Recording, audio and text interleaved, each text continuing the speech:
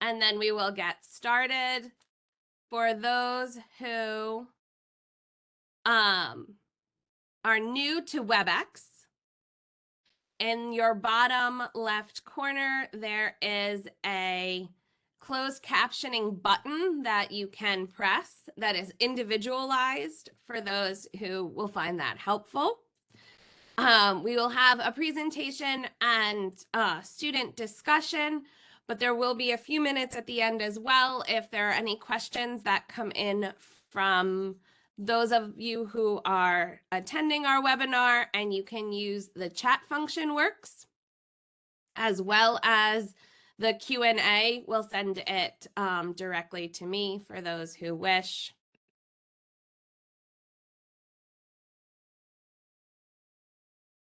For those who are unaware, I would like to, on behalf of Victoria O'Keefe, my co-chair, and myself, I would like to welcome everyone this afternoon. I am Dr. Meghan Clark. I am the faculty co-chair of our St. John's CRS Global Campus Committee, and one of the things we do is put together conversations like we will have this afternoon. As is our practice, we will begin with a very brief prayer that fits with our topic for today. And this prayer comes from Sojourners Magazine. Jesus, source of living water, we pray for all those who do not have access to clean drinking water. Purify, protect, and multiply their water sources, that they may, without fear of harming themselves or their children, find nourishment. Amen. It is my distinct pleasure to introduce our speaker, and then when she's finished her presentation, I will introduce our wonderful St. John students who will engage her in conversation. Afou Chantal Bengaly is a social justice activist, motivational speaker, trainer, moderator, youth mentor. She really does pretty much everything. She holds a doctorate in pharmacy from the University of Bamako, Mali, a Master's of Sciences degree in International Health from the Jomo Kenyatta University of Agriculture and Technology in Kenya. She was the first woman from her home village of Kuruma to study at the university. She served as a catechist for children ages 6 to 15 in her parish during her studies. And from 2008 to 2015, which is when I first met her, served as the International Movement of Catholic Students National Program Coordinator, and later as Africa Regional Coordinator in Nairobi, Kenya. She currently works for IRC WASH as the country director for Mali. From 2017 to 2020, she was country lead of the Watershed Empowering Citizens program in Mali, a 5-year strategic program to strengthen the ability of citizens to hold government and service providers accountable for the services they deliver. She is responsible for initiating and managing the country program and partnerships, conceptualizing projects with partners to strengthen the Mali country program and the efforts on WASH. So I know everybody joins me in welcoming Chantal Bengaly to speak with us today, and I am going to turn it over to her.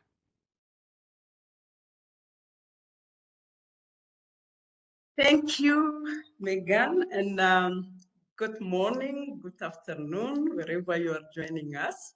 From my side, it's good afternoon, so I'm almost in the evening.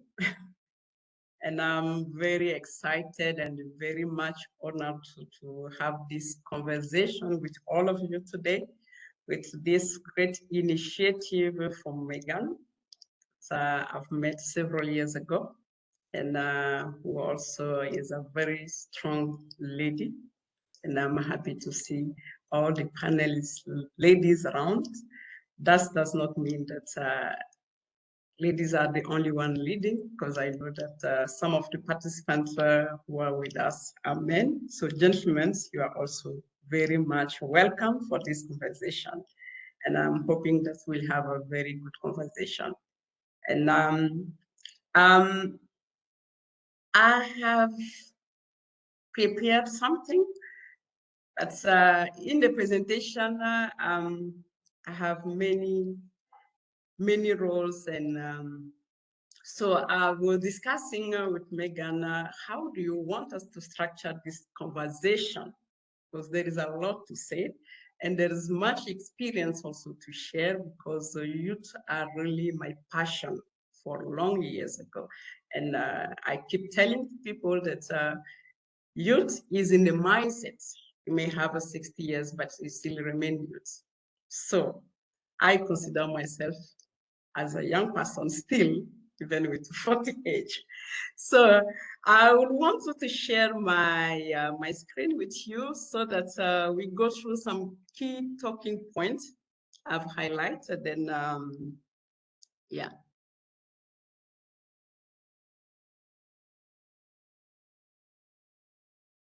It's,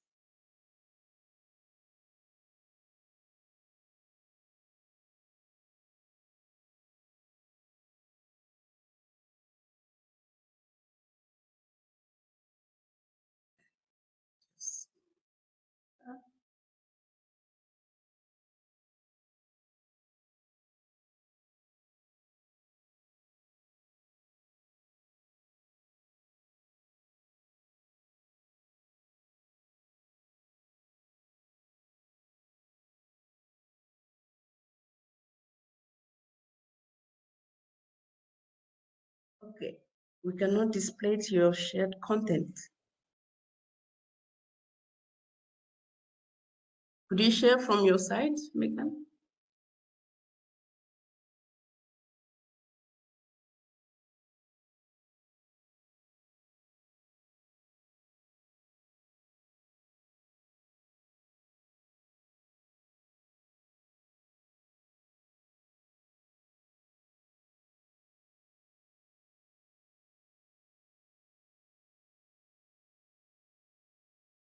Okay, so good, perfect, thank you. So I have tried to structure a bit this conversation in 3 levels. So the first one is a bit to share with you a bit on my journey as student leader from national to African level to up to international level. Because I believe that I've been in university as all of you, and I got to have many positions as leader. And I think I have something to share about that journey. That will be my first talking point. The second one will be on water as human rights. And that is exactly what I'm currently doing. And my last talking point will be more on how you can join me in this journey and how you can get involved in this journey, which for me is a very passionate, and also is a journey that's as young people we need to engage in, because it's about our mother nature, the well-being of human. So, and it's also about social justice. So, for many years, I've been, I will say, finding myself on the development world is through the Catholic Church, because I'm a Catholic, Malian, and for those who knows our country, we have a big majority of Muslim. So one of the things also in the country, the women leadership is not really that strong. Is now that with more capacity building and sensitization that women are coming out of and also are leading positions. So I had this chance to lead the international movement of Catholic student Pax Romana at national level for 3 years. And I think that was a bit the kickoff of this social justice activist. I tasted that one really, because one of the things for this movement is the preferential option for the poor. And when you talk about poor, you have to have this compassionate heart. You have to have this looking at people beyond their diversity. And you have to put human being in the center of development.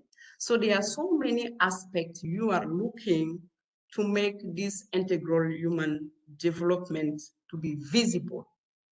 And I had the chance to be trained in the Catholic Church, how to do this kind of discernment, how to locate this kind of people, how to make sure that justice reach those who really need.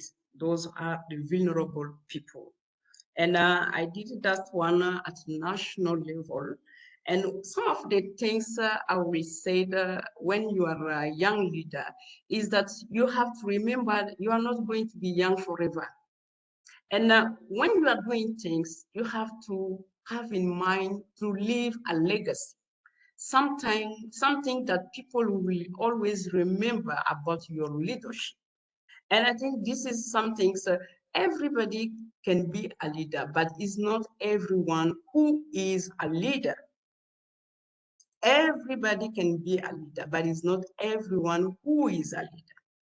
Because this is something you have to bring and you have to cultivate within your personality.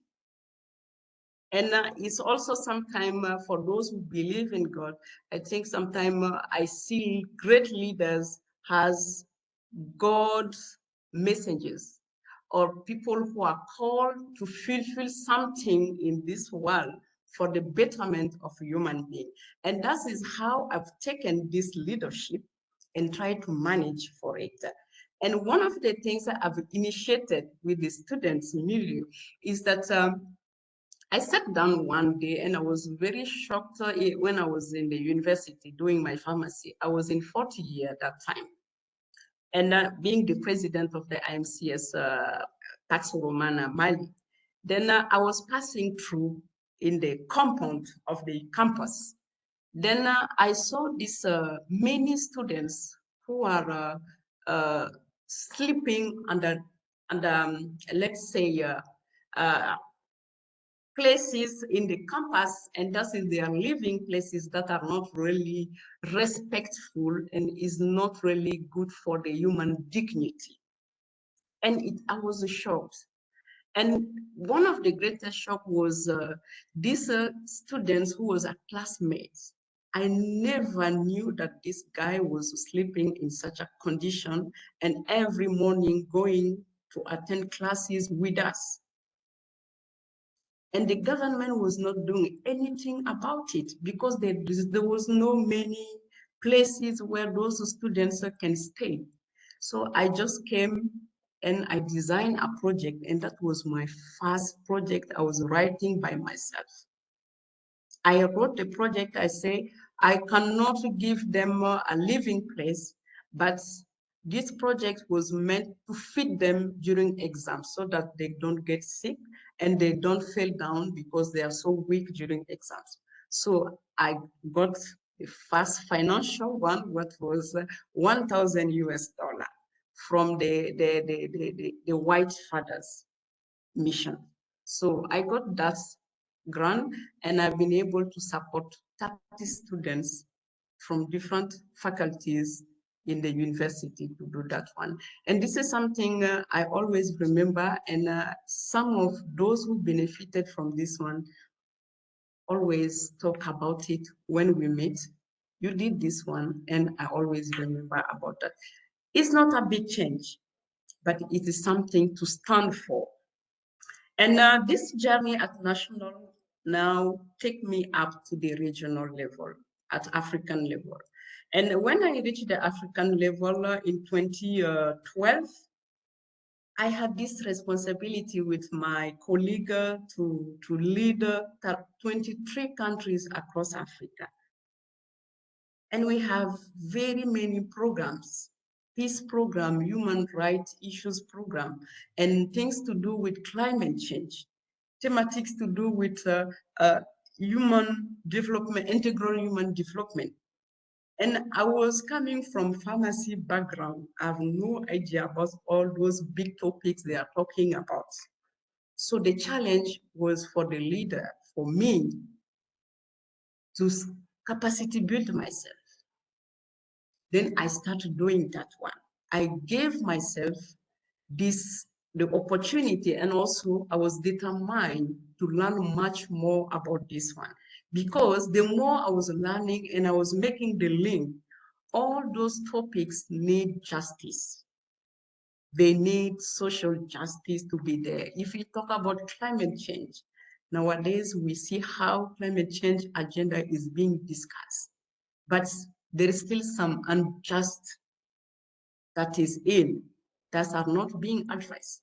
When you're talking about countries that are industrialized, they should spend more, and they should spend less in terms of carbon than those who have not even started industrialization. What about them?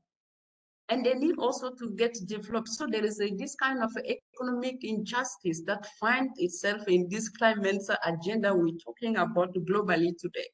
So immediately you see yourself, your mind challenged to think around and to seek justice for those who really need. So I was challenged to do that one. And the things as I will always remember at the African level, there have been many things in terms of achievement. Because one of the things is that we found that with the students, we are so focused on our academic learning that some of those things we will tell ourselves, oh, it's not my field. I will not have really to put much energy on learning or doing these things. We are wrong, because being a student, we are also young people.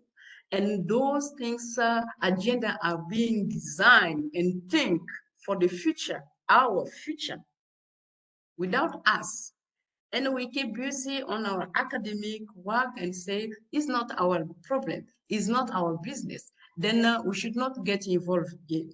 I say, no, we have to get involved in. And that's where we start now, capacity building programs on good governance issues across Africa, where we went on many countries for different universities. And I cannot even count how many students benefited for this kind of trainings and capacity programs across Africa. There are many, many of them, because this was a journey for 5 years. And topics like climate change issues.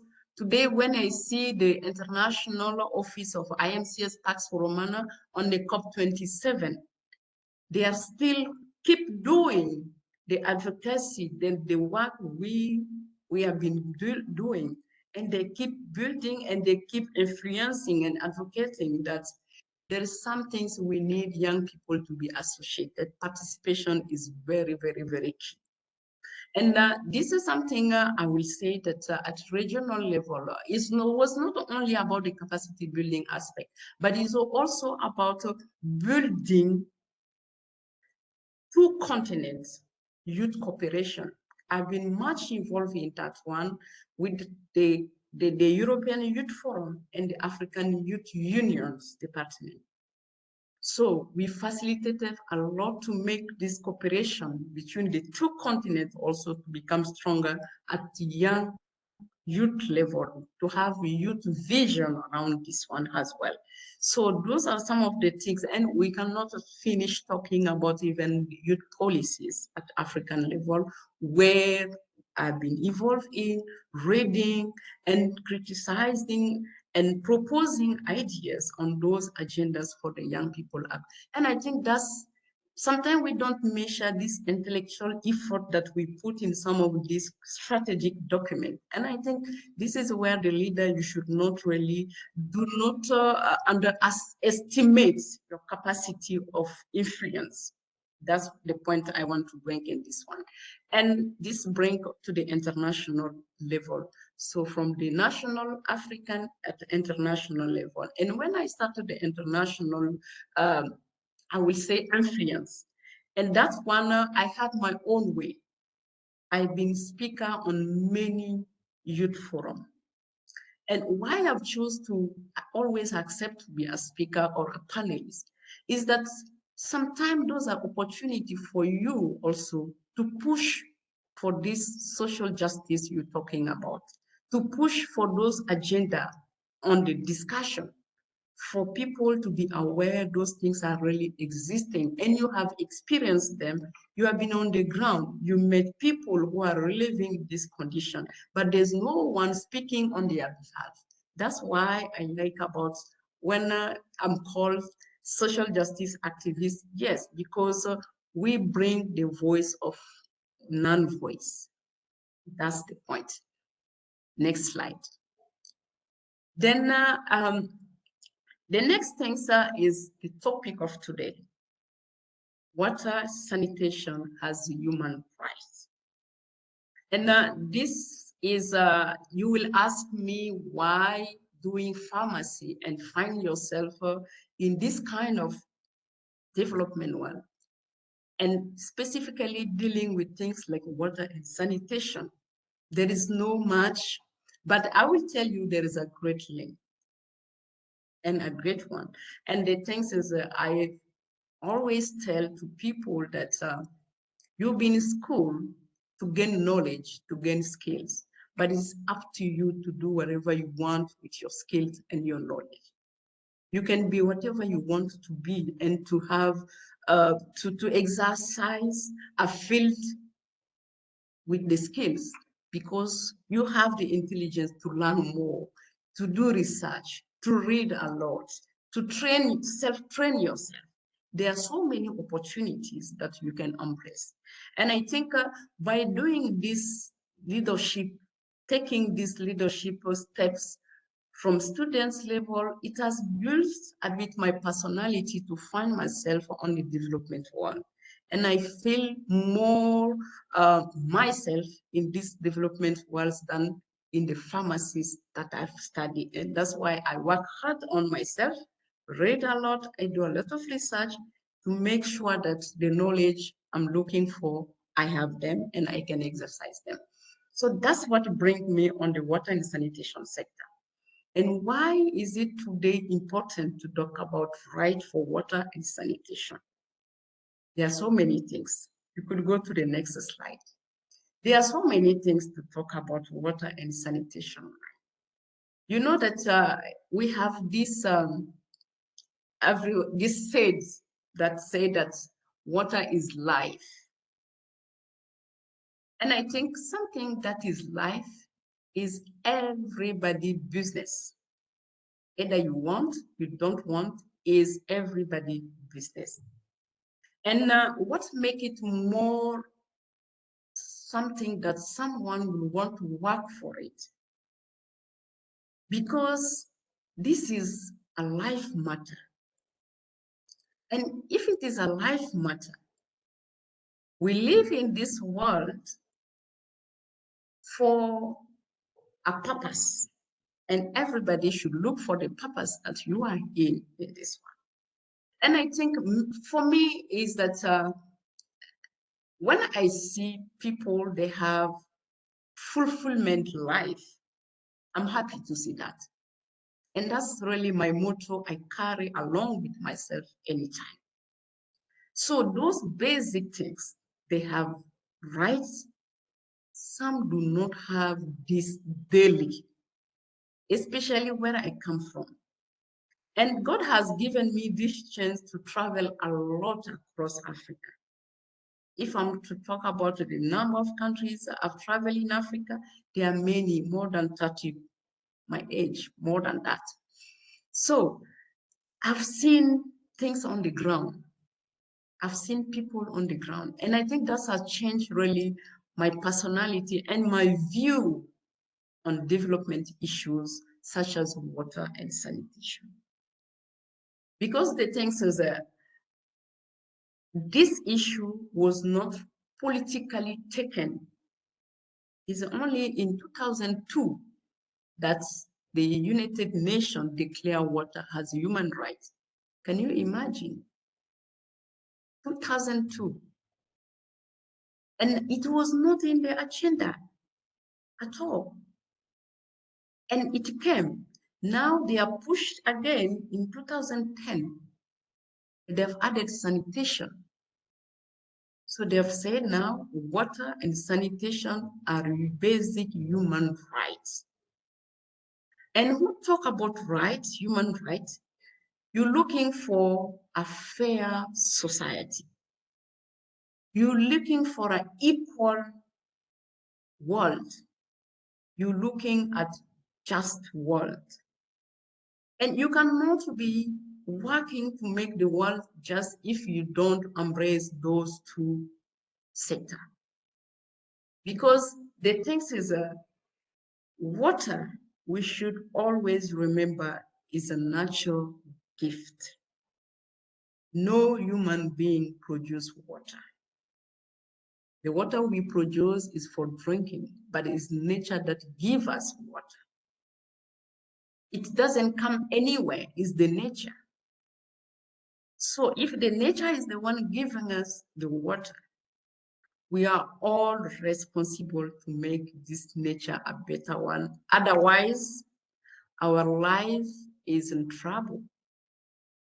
And this is the the message that the political and decision makers are not understanding till today. And this is my fight, to make them understanding this point. We have to make it as a political will until this issue become a political priority, a high agenda. Otherwise, we will keep fighting, we will keep influencing, and we still have billions and billions in people in the world who do not still have access to these basic rights. And that's not normal. It's not normal. And those are the reasons that I've said I will do my best in this sector. And I'm doing it.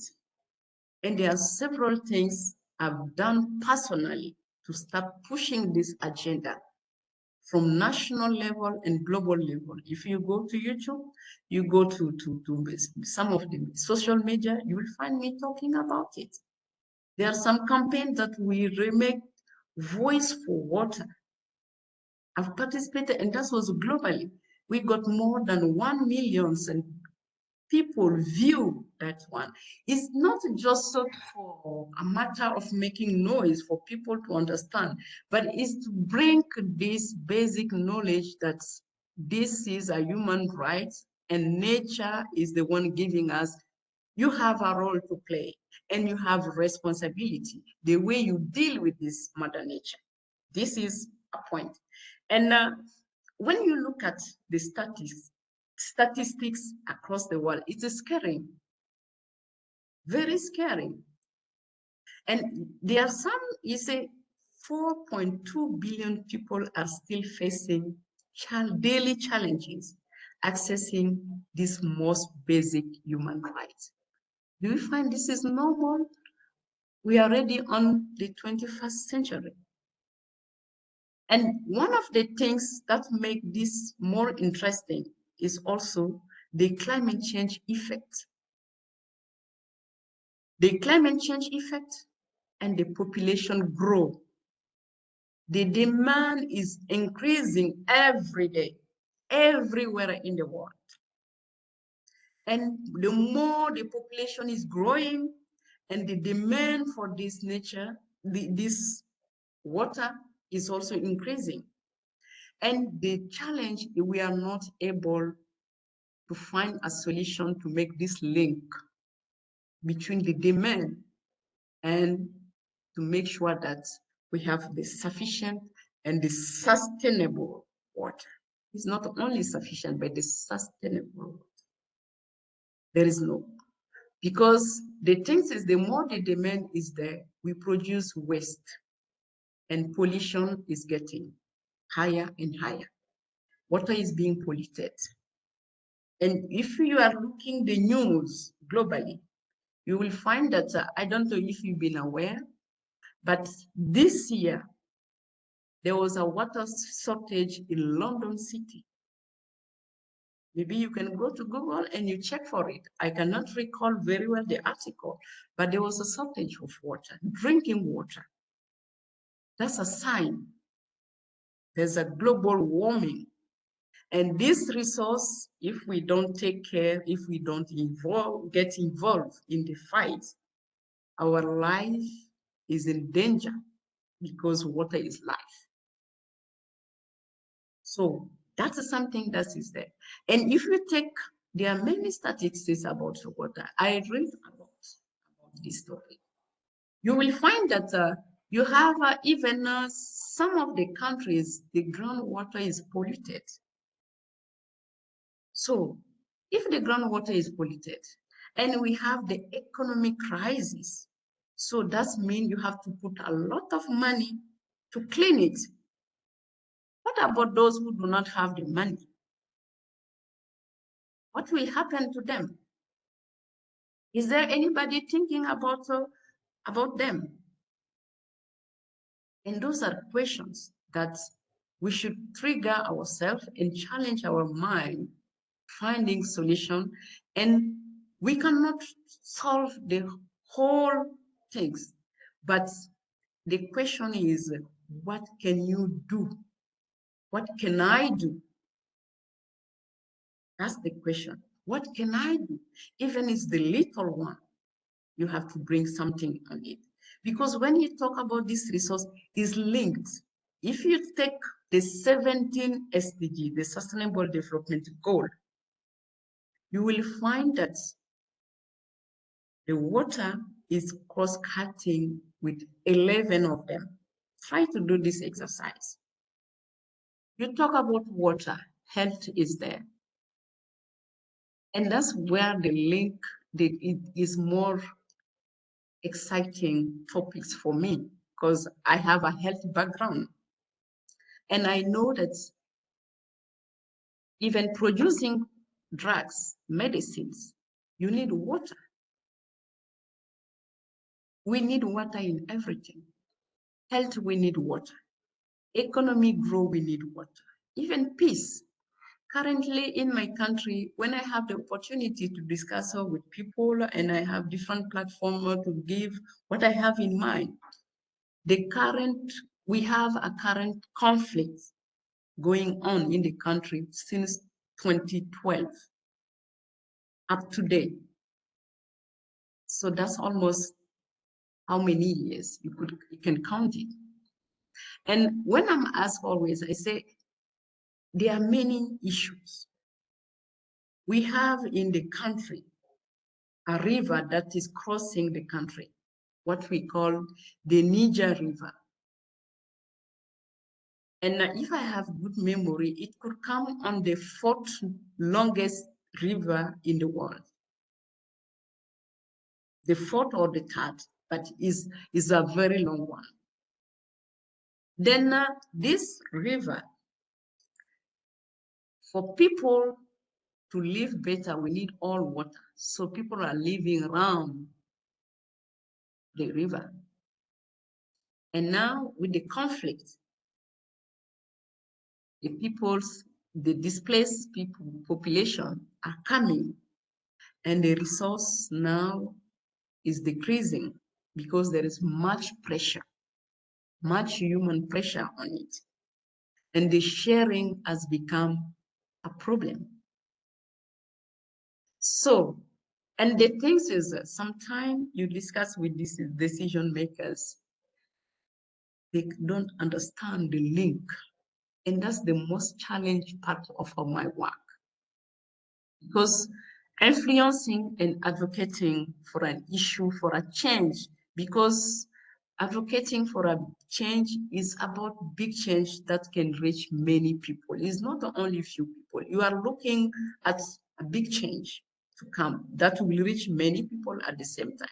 So when you're talking to those decision makers, even you bring evidence to tell them, make this link.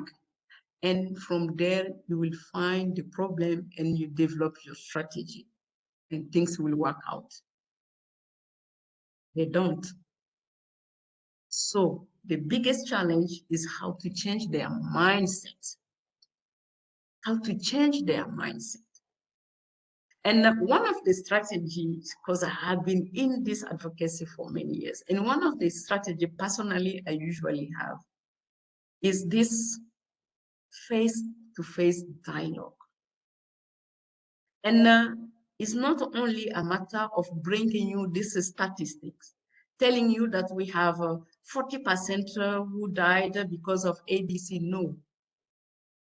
I will make the link between your role and the issue.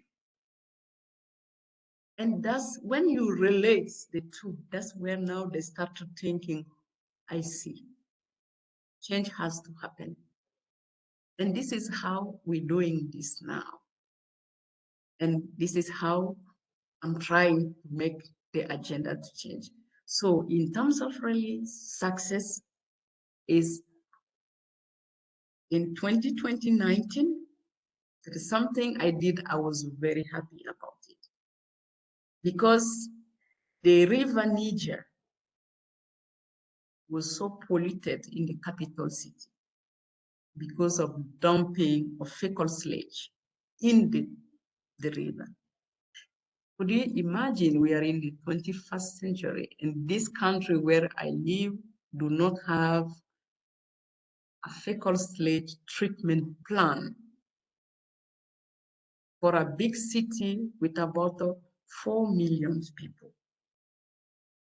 It's unbelievable, but it does exist.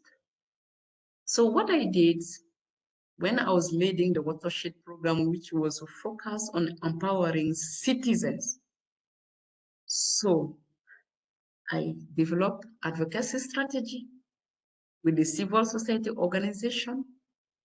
Then one of the actions we wanted to do is to bring the parliamentarians to go to the field and see how the fecal sludge from the city of Bamako, which is the capital city of Mali, where they are being discharged openly in the air.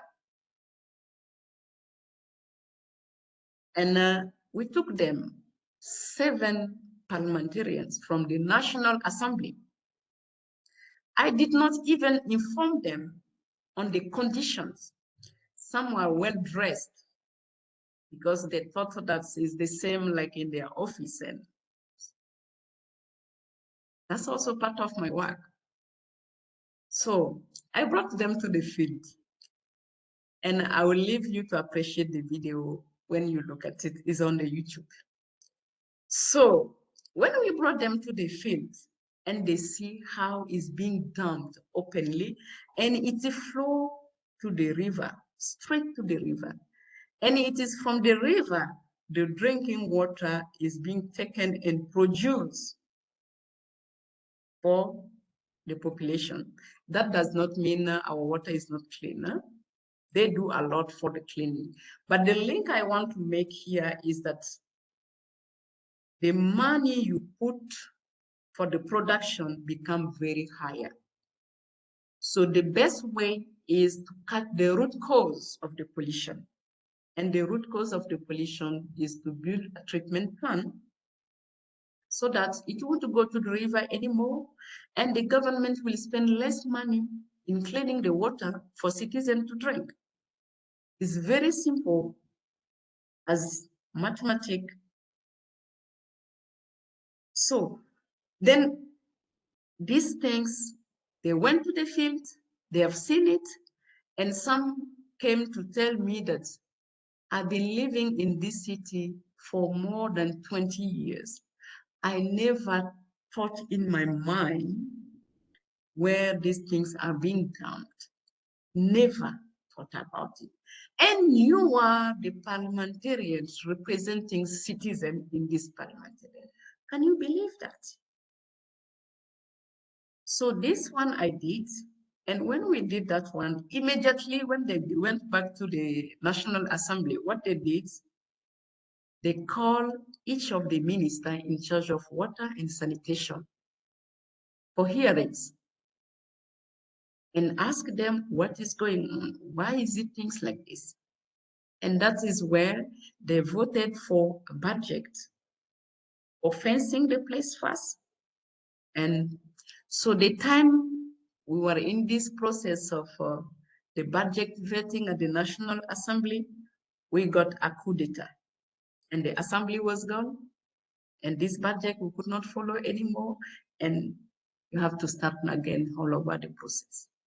And that's the challenge in advocacy. Sometimes you can be very much deceived because you put a lot of effort and you put a lot of energy to make change, and it would happen because of many other reasons, because of political reasons, because of the dynamic of the context. But one thing you should learn, if you are a change maker, you will be disappointed, but you have to gain inner energy to get back to do it.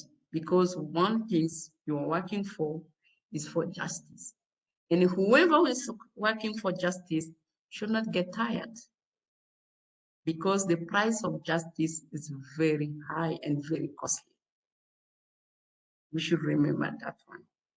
Next slide, then that will be my last talking point. So this, I've already talked a bit about this human rights, because when we talk about human rights water, there are some key elements just wanted to show to you. We're talking about physical distance. This should be accessible. It should be affordable for everyone. It should not have a negative impact on your pocket. That's the affordability. And it should be safe and sufficient for everybody to have it. So those are some of the key elements when you talk about human right to water, you have to consider some of those elements. Next slide. How you should get involved in. I know you will say that those are very big challenge. Yes, they are. They are very big challenge. But everybody can have its say or its role to play in it on your own capacity. It doesn't need to be, like I used to tell to people, it doesn't need to be a superstar to do extraordinary things. Just try by your own small means to make this change. Because these things is that they are preparing a future. And you should not just focus on living the present. Your future should be a concern for you in your mindset. So you should sit down. And the thing is every contribution counts.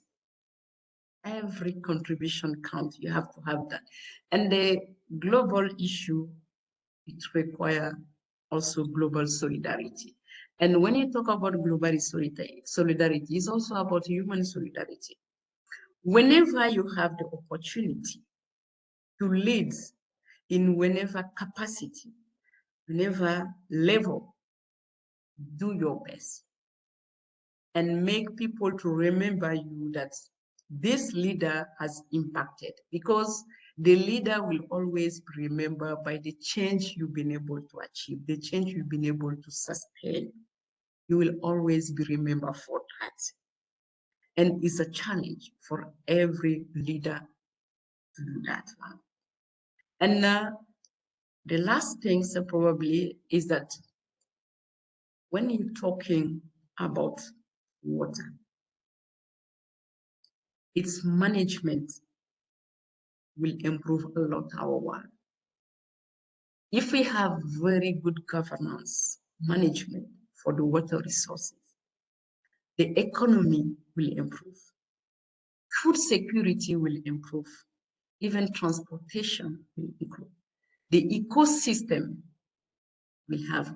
Because one of the things I've not talked about is that I've worked for an organization that was focused on ecosystem strengthening. And that's where also I picked quite some good love for the water resource sector. Because the things is the link, the more you protect the ecosystem, and the more you will have groundwater. The more you destroy the ecosystem, then you are affecting the groundwater. And human being, we are sometimes so greedy that we want everything sometime to be destroyed, which is not really our purpose on this world. And I will quote this, I will say this one from faith background. God has given us everything, but it doesn't mean that we have to be abusive with everything. And that's the things we should have also in mind. Whatever we are called to do, whatever leadership we are called to take upon. And these are some of my sharings that I wanted to do with you today. Then, yeah, you have many things on YouTube. I've put in the presentation, and you can go to watch some of those ones. Then I'm happy to have this sharing with you. Then questions are always welcome. It's a conversation. Thank you. Thank you so much. This was wonderful. And now I'm going to just very briefly introduce our wonderful students who will offer a response or question. We have Cynthia Adebayo, who is from the African Students Association, who's a St. John's College student in chemistry and global development and sustainability. We have Roberta Lekgjonaj, the secretary of the CRS Student Ambassadors for Global Justice and a pharmacy student, and Melissa Olivar, who is a master's student in environmental sustainability and decision-making on the policy track. And so I'm going to turn it over to them and to Cynthia to lead it off. Hello, everyone. I just want to say thank you so much for that lovely talk. My question was about how religion or faith plays a role in a government's decision to privatize water. For example, in Chile, their situation is rather rare. They have a privatized water system. So, however, they are a dominantly Catholic country, but throughout the Bible, we see how water is utilized by God as a blessing or a curse in terms of Noah's Ark and the parting of the Red Sea. So, how do you think that religion played a role in the government's decision to not make water accessible, especially in terms of the gap between rich and poor in Chile being so wide as well? Do you think that religion, yeah, what do you think? What's the role that religion plays in decisions like these, and as for us as Christians and Catholics? Okay, could I go ahead? Okay, so thank you, Cynthia. Yeah, thank you, Cynthia. I will say, coming from a religion background, religions play role, and I will say a very important role when it comes on governance system. To try to, I will say, create this equity, create this justice between poor or vulnerable groups and the other groups. The thing is, when I will say, when you look up a bit the scriptures, when you are baptized, you are called king, prophet, and son of God. Those three elements for every baptized Christian may give you the responsibility of leadership. And sometimes we look at this government system like something very far that we are not in. Is our concern. Is really our concern. For me, I'm not seeing the religions in the aspect of taking the clergy to this, but it's about the lay people we are. How we behave when we are in this system. That's how we bring the religions aspect in this system. And that's why it's important, the religions is important to change this government system. And that's what I always tell to people. When you are a Christian, you should be looking at the world, not the way the others look at the world. Because you look at the world with the diversity beyond what you see. Is from your heart you look at the world. And when you look at that way, you find that human being become this center of your thinking. And the role of the region is very capital. And it should come from the lay people. You should ask yourself, any position you are given to change this government system, what do you do as Catholic, or what do you do as Christian in general? What do you do? Do you use these principles from the religions to work with it, or do you do as the way they do? My case, I will tell you, I've already told you, I'm from a majority Muslim country. And sometimes, and I like to be called the way they call me. They say, this lady, she's very tough. Because anytime I discuss with these governments, I work with the many government departments, health, I work with water, I work with sanitation, environment, I work with all this. And I meet different directors, ministers, I meet with them. And the thing is, you should use these religion skills that you have. We've been brought up in religions, we have the background of it. And we should make use of them when we are there. So anytime I speak out, they find that I'm tough.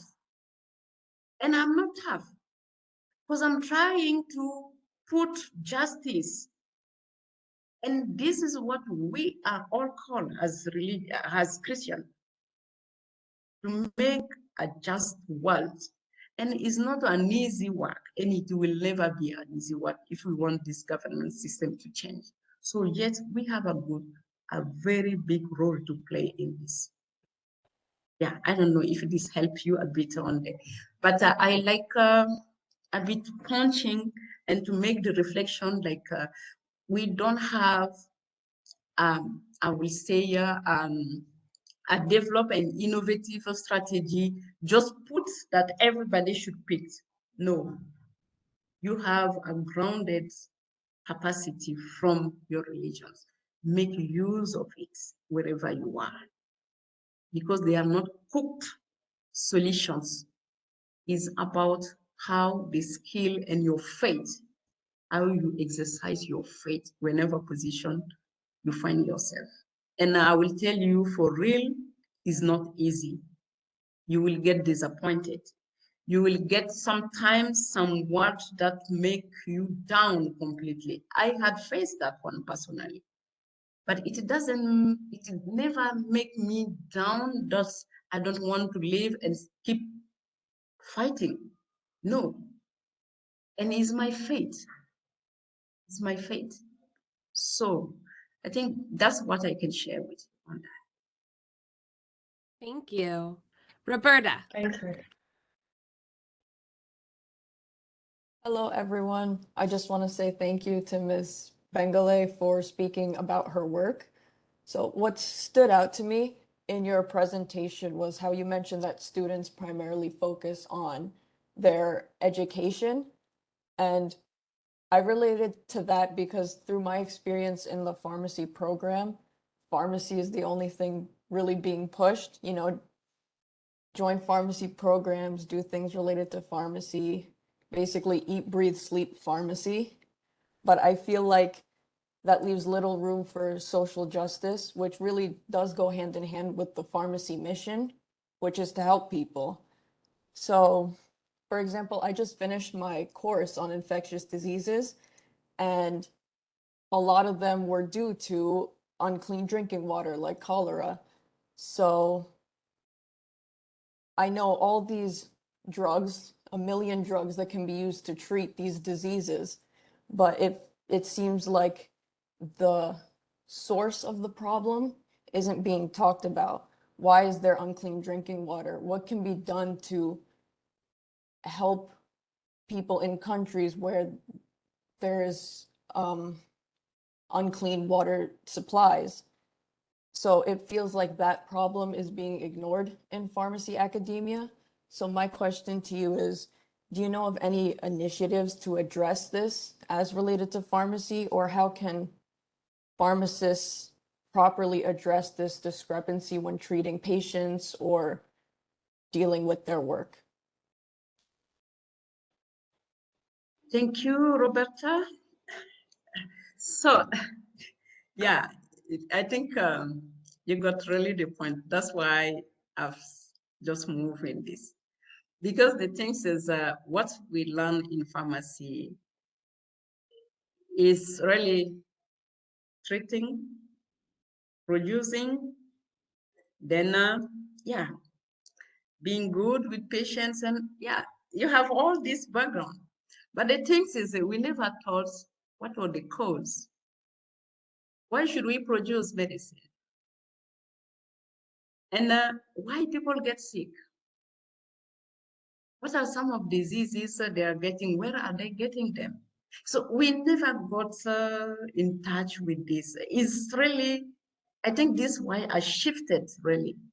It was really a very big move, and at some points very challenging even for my family, because they could not believe you cannot do 7 years, then later on 2 years again in Kenya. We have many certificates on the same field, and now you're shifting completely.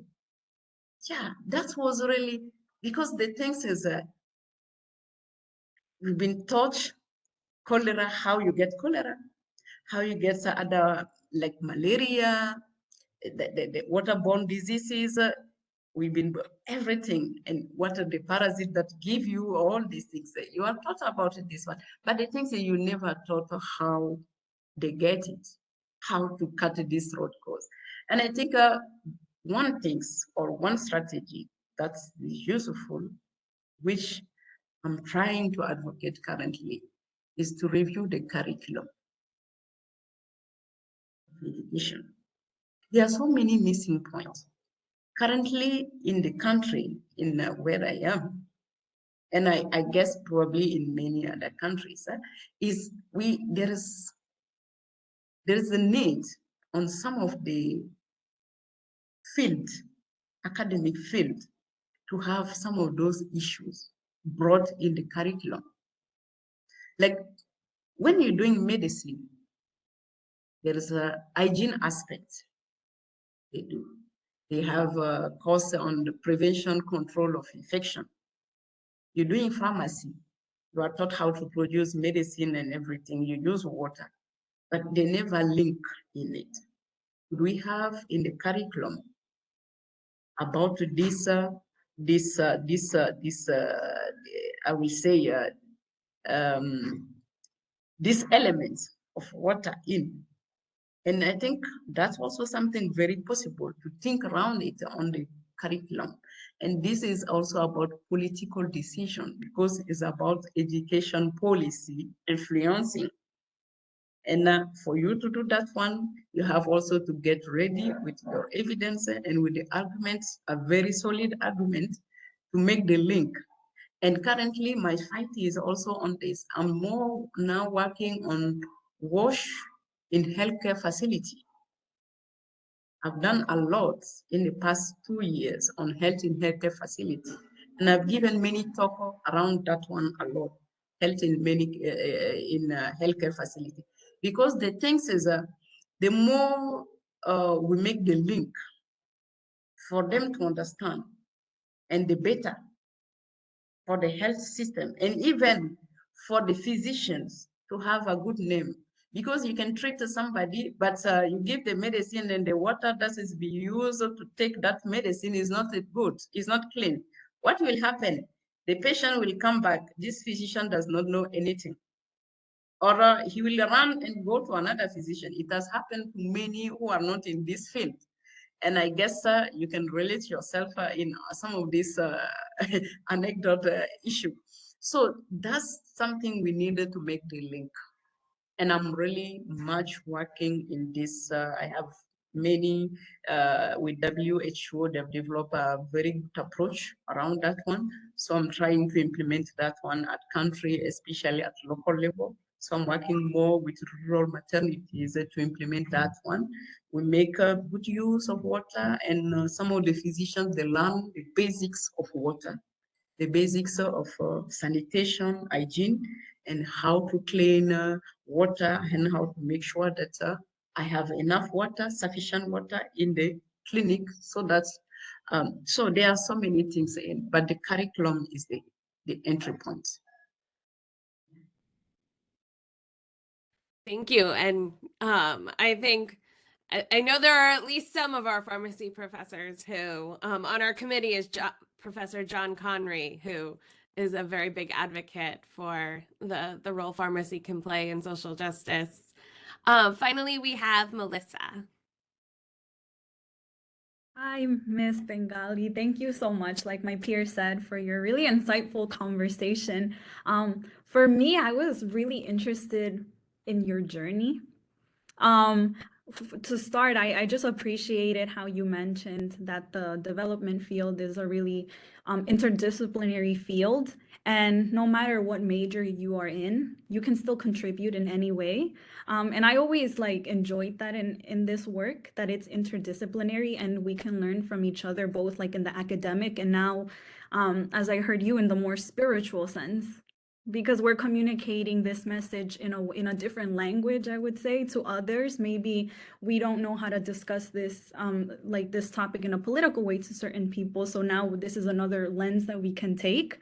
And my question to you was that I'm really interested in doing work that pertains to environmental advocacy in Latin America, but it's really dangerous, especially in Mexico, where my parents are from. I really want to talk about like access to clean water in southern Mexico, but in southern Mexico, a lot of environmental advocates get killed, or just even in the country. And I was listening to you speak about how you are a Catholic woman in a country that's predominantly Muslim.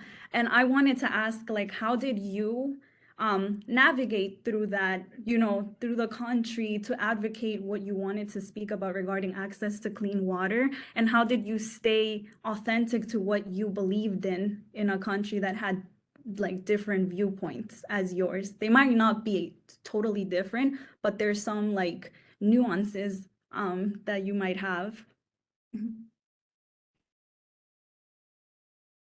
Thank you, Melissa. Yeah, good question. A good question. And those are strategies and the tips you need to learn more how to do it in different contexts. When you talk about influence, you talk about advocacy, it's not only making noise. It's about capacity building as well.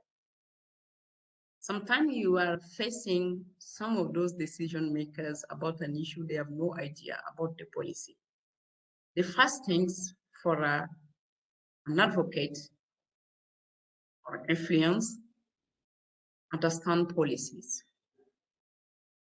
Understand policies, being able to analyze policies, being able to evaluate policies, being able to prepare and implement policies.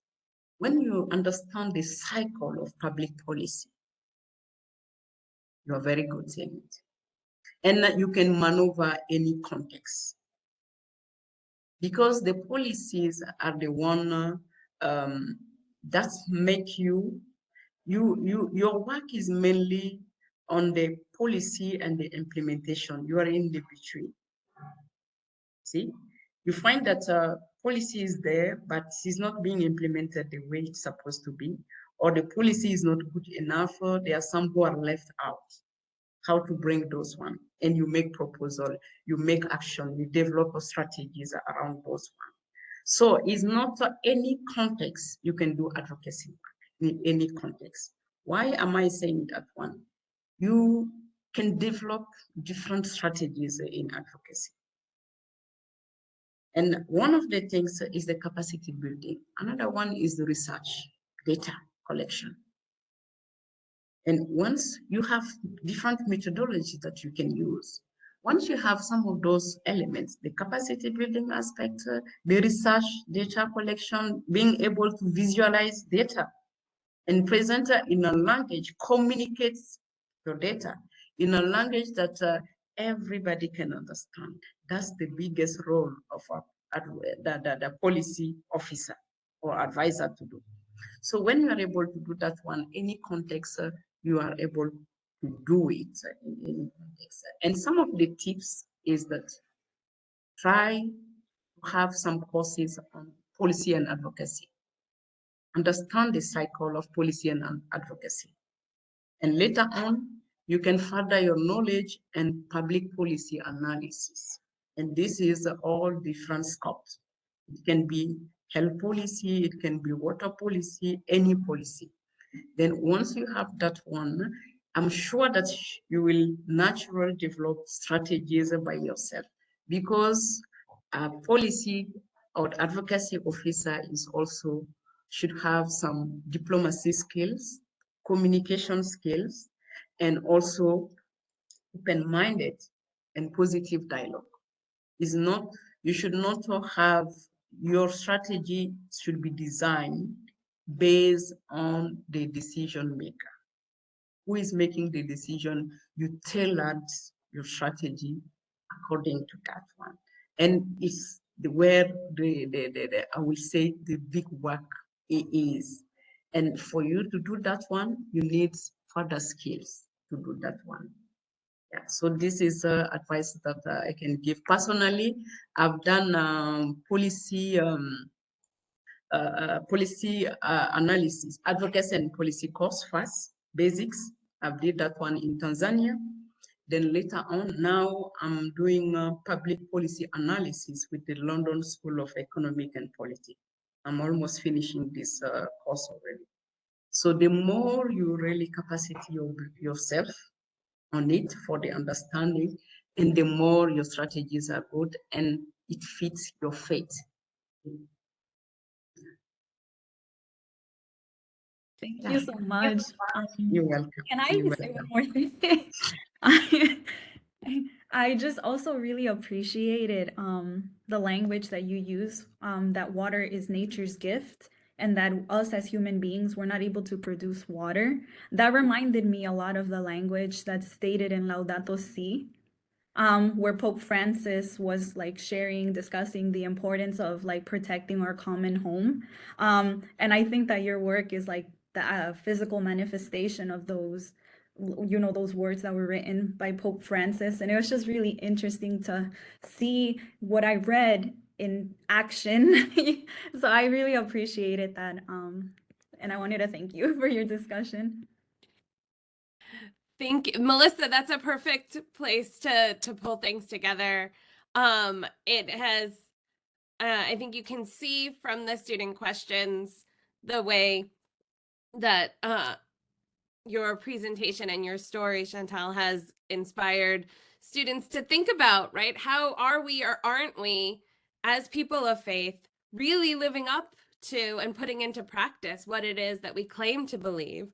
Or are we, you know, ceding to economic benefit, privatizing water? Are we thinking about how our values and a commitment to social justice is embedded in our curriculum, even when we have very strict guidelines in terms of, right, rules and certifications for something like pharmacy?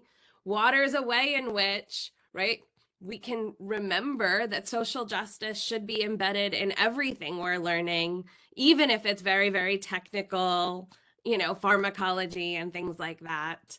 And that skills and our ability to wear many hats and be effective policymakers is one part, you know, diplomacy, one part, you know, the strength and hope that comes from whatever one's faith tradition and moral guidance is, and one part being lifelong learners. I think your own story shows us that.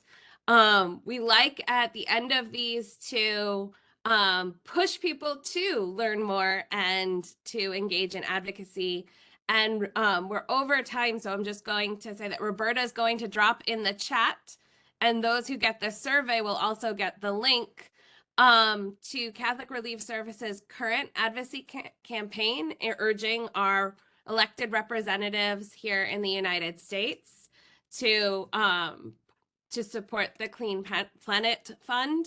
I encourage everyone to be paying attention to what's going on right now in COP28 and the discussions that are or are not happening about water there.